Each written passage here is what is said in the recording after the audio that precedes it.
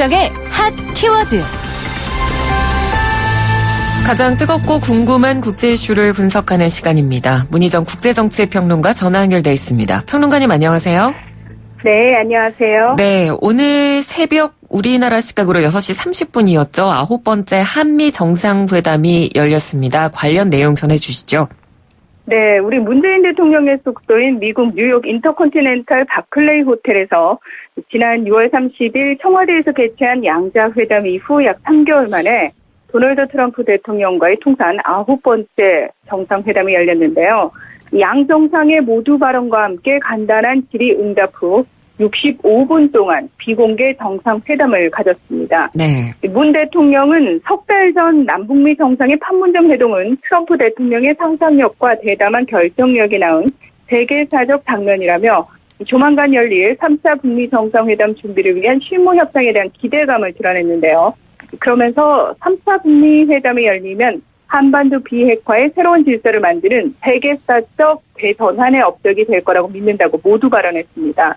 이 트럼프 대통령 역시 북한의 핵실험이 오랫동안 전혀 없었고 인질과 미군 유해가 송환됐다며 북한과의 관계, 김정은 국무위원장과의 관계가 굉장히 좋다고 강조했는데요. 네. 그러면서 앞으로 많은 일을 할 수 있고 해야 한다. 시간을 낭비하지 않겠다며 의지를 내비쳤습니다. 네, 모두 발언은 그렇게 이야기를 했고 양국 정상회담이 비공개로 진행이 됐는데 어떤 이야기들이 오고 갔는지 밝혀진 내용도 있습니까?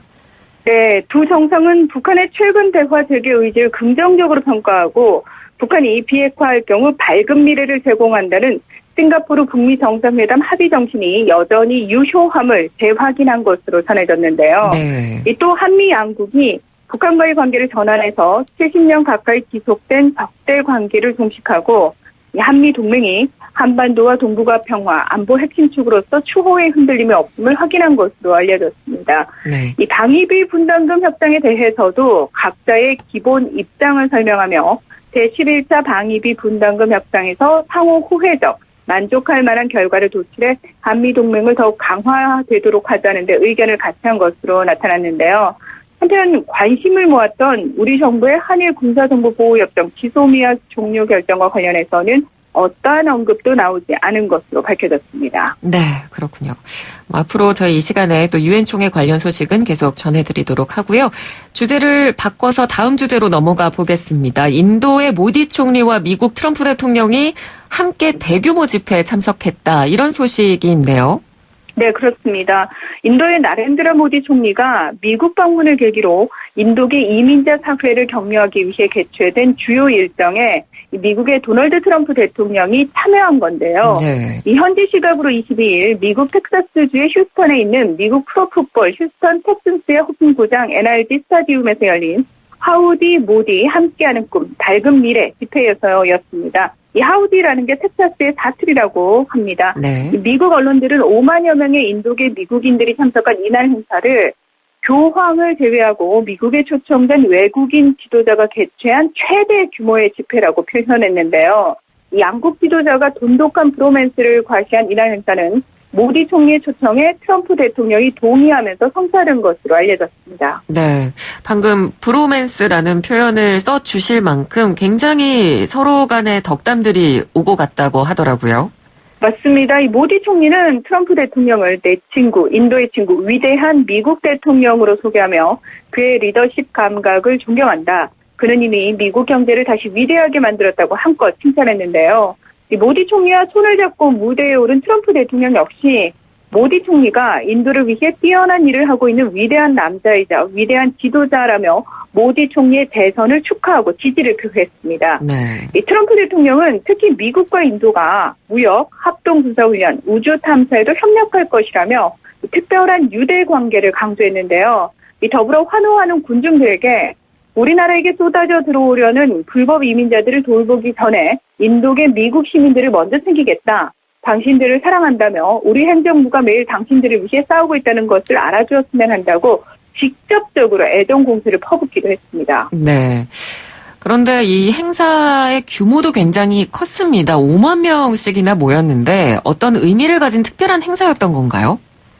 그런 건 아니고요. 왜 우리나라 대통령이 외국을 방문했을 때나 우리나라를 방문하는 다른 나라 대통령들이 자국의 교민들과 만나는 일반적인 행사인데 네. 인도의 경우 인구수 자체가 워낙 많기 때문이기도 하고 특히 미국으로의 이민자가 많기 때문에 숫자가 엄청난 건데요. 네. 게다가 이런 기회를 통해서 자신의 명성과 지지세를 올리려는 모디 총리의 사심이 더해져서 유독 크게 행사를 개최하는 경향이 있습니다.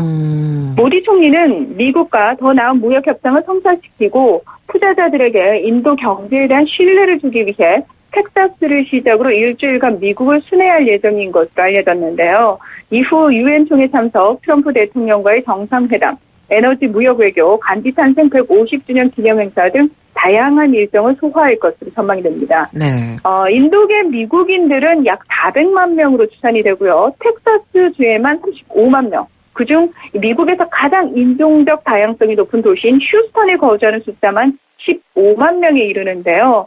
이 거주민 자체가 워낙 많다 보니 2020년 미국 내 인도계 유권자가 140만 명에 달할 것으로 추산되는 등 영향력이 상당하다고 할 수 있습니다. 네. 그렇다면 트럼프 대통령의 참석도 뭔가 목적이 있다고 봐야 되겠네요. 당연합니다. 이 정치인들은 숨쉬는 것 빼고는 모든 말과 행동이 목적이 있다는 말도 있는데요. 네. 사실 행사장에서 이미 모디 총리가 트럼프 대통령의 재선에 힘을 모아줄 것을 직접적으로 당부하기도 한 만큼 재선 행보의 일환이라고 할 수 있습니다. 이 텍사스주는 공화당이 장악하고 있지만 경제 중심지인 휴스턴은 민주당의 텃밭인데요.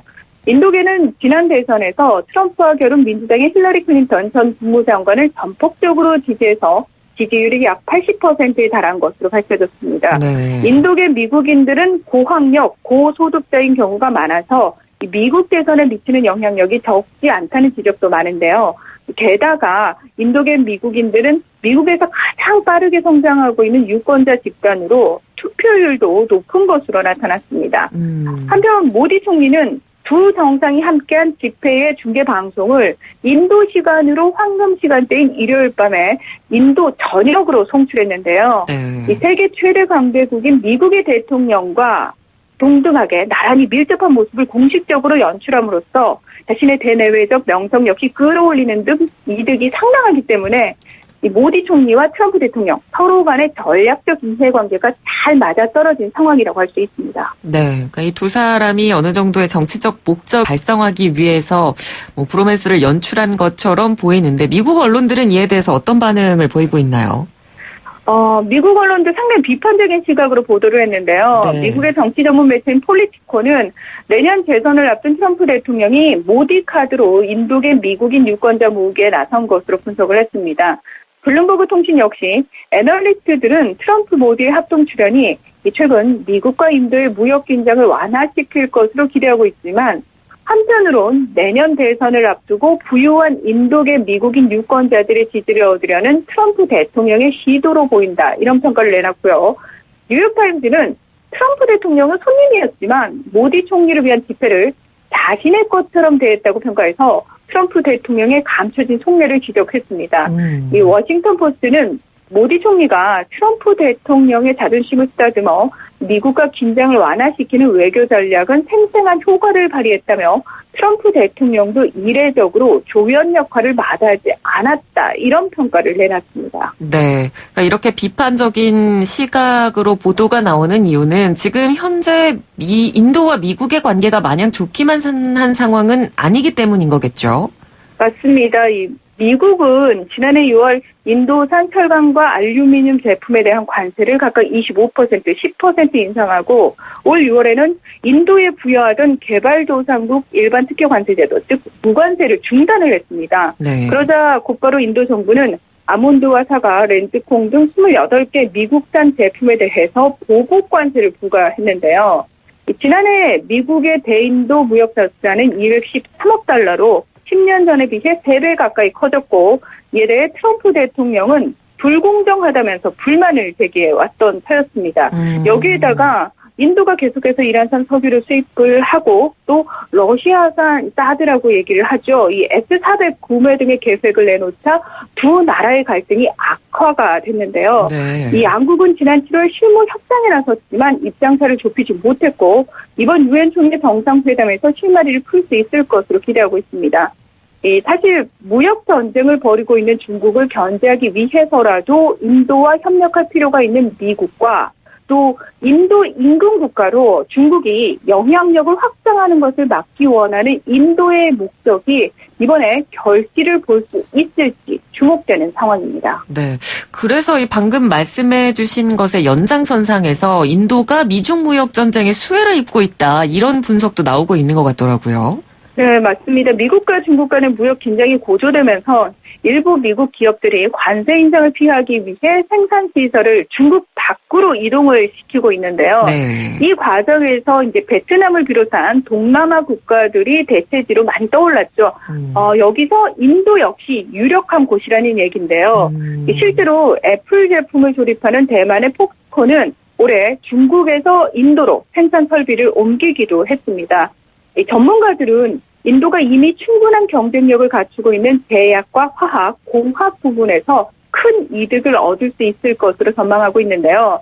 더불어서 막강한 이 인구수를 바탕으로 급속하게 성장하고 있는 인도 국내 소비 시장에 대한 기대감도 무시할 수 없기 때문에 제조업 분야 역시 인도로 생산 설비를 옮길 가능성이 큰 상황이라고 할 수 있습니다. 네, 알겠습니다. 자, 오늘은 한미 정상회담 결과 그리고 미국, 인도 간의 두 나라 관계까지 이야기를 나눠봤습니다. 오늘 말씀 잘 들었습니다. 고맙습니다.